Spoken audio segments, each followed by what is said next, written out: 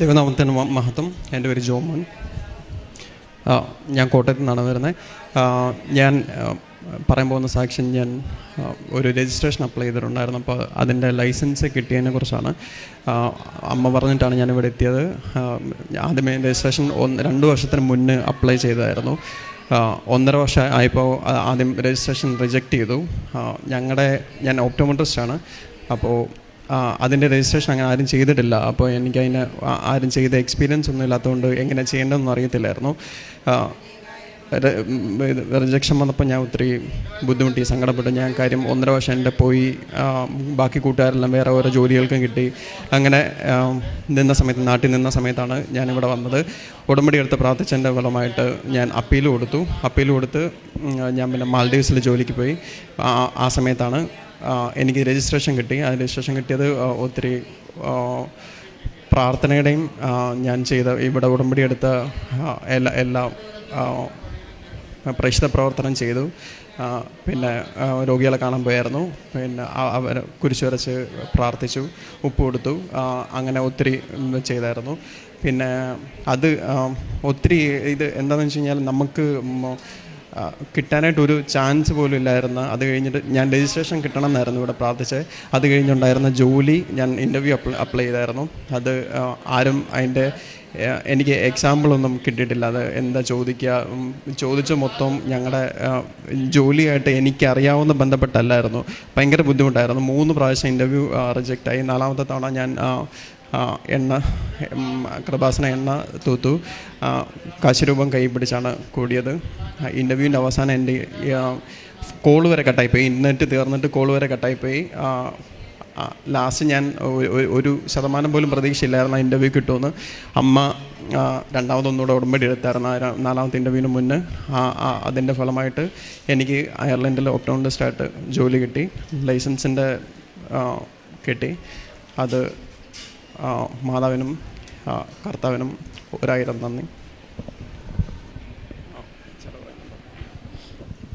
ഞാനിവിടെ വന്ന് ഉടമ്പടി എടുത്ത് തൈലമായിട്ട് പോയി. എൻ്റെ ആങ്ങളുടെ കാലിനൊരു സർജറി 3 ആശുപത്രിയിലെ ഡോക്ടർമാർ പറഞ്ഞ് സർജറി ആയിരുന്നു. ഞാൻ കാലയിൽ അത് പരട്ടി പ്രാർത്ഥിച്ചതിൻ്റെ ഫലമായിട്ട് ഇപ്പം ഒരു കുഴപ്പമില്ലാതെ പുള്ളി നടക്കുന്നുണ്ട്. അതിന് ദൈവത്തിന് 1000 നന്ദി. പിന്നെ എൻ്റെ ചേച്ചിയുടെ മോൻ്റെ കൊച്ചിൻ്റെ അപ്പൻഡീസ് പൊട്ടിയിട്ട് ഭയങ്കര സീരിയസ് ആയിട്ട് കാരിത്താസ് ആശുപത്രി കൊണ്ടുവന്ന്. അവർ ഇടുക്കിയിലായിരുന്നു. ആ കൊച്ചിനും ഇതുപോലെ തന്നെ ഞാൻ ചെന്ന് പരട്ടി. അവർക്ക് ഒരുപാട് സൗഖ്യം കിട്ടി. അവരിപ്പം വീട്ടിലേക്ക് പോയി.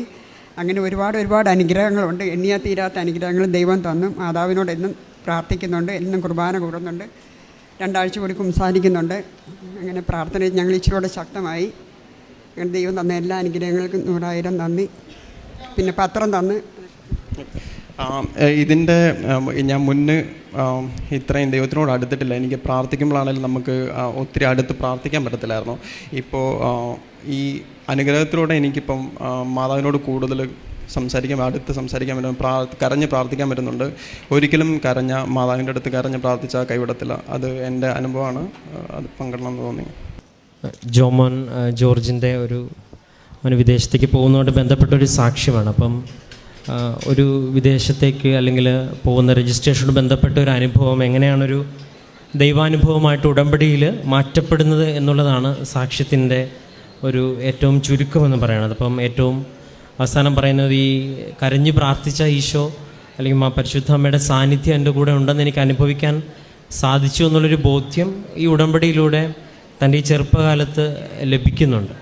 അപ്പം ഈ ഒരു ബോധ്യത്തിലേക്ക് എത്തിച്ചേരാനായിട്ടുള്ളൊരു ചവിട്ടുപടി മാത്രമാണ് ഒരു നിയോഗം. അതായത് ദൈവം നമ്മളോടൊപ്പമുണ്ട് എന്നുള്ള ഒരു ബോധ്യം, അത് നിത്യത വരെ എന്നുള്ളൊരു ബോധ്യത്തിലേക്ക് പതുക്കെ ഓരോ ഉടമ്പടി പുതുക്കി വരുമ്പോൾ നമ്മൾ എത്തിച്ചേരേണ്ട ഒരു വഴിയാണ്. അപ്പം തൻ്റെ വ്യക്തി ജീവിതത്തിലും ഇങ്ങനെ പ്രാർത്ഥനയുടെ ആഴത്തിനെക്കുറിച്ചുമൊക്കെ ഒരു ബോധ്യത്തോടെ സംസാരിക്കാനായിട്ടൊരു ചെറുപ്പക്കാരനെ ഈ ഒരു കാലഘട്ടത്തിൽ ഈ പ്രാർത്ഥന സജ്ജമാക്കുന്നുവെങ്കിൽ അത് തന്നെയാണ് ഏറ്റവും വലിയൊരു അടയാളമെന്ന് പറയുന്നത്. ഒപ്പം അമ്മയുടെയും കൂടെ നിൽക്കുന്നത് അമ്മയാണ്. അപ്പോൾ അമ്മയുടെയും ഉടമ്പടിയും പ്രാർത്ഥനയൊക്കെ ഈ മകൻ എപ്പോഴും താങ്ങും തണലുമായിരുന്നു എന്നുള്ളതാണ്.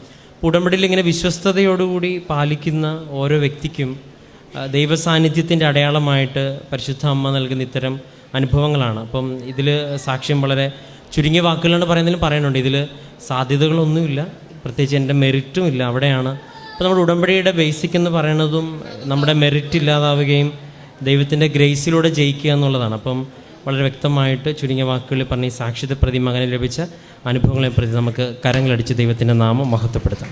അത്യപൂർവ ദൈവാനുഭവങ്ങൾ ഇനി നിങ്ങൾക്കും സ്വന്തം. ഈ യൂട്യൂബ് ചാനൽ ഇതുവരെ സബ്സ്ക്രൈബ് ചെയ്തിട്ടില്ലെങ്കിൽ ഇപ്പോൾ തന്നെ സബ്സ്ക്രൈബ് ചെയ്യുക. ഈ വീഡിയോ ഇപ്പോൾ തന്നെ നിങ്ങളുടെ സുഹൃത്തുക്കൾക്ക് ഷെയർ ചെയ്തുകൊണ്ട് കർത്താവിൻ്റെ പ്രേക്ഷിതരാകുക.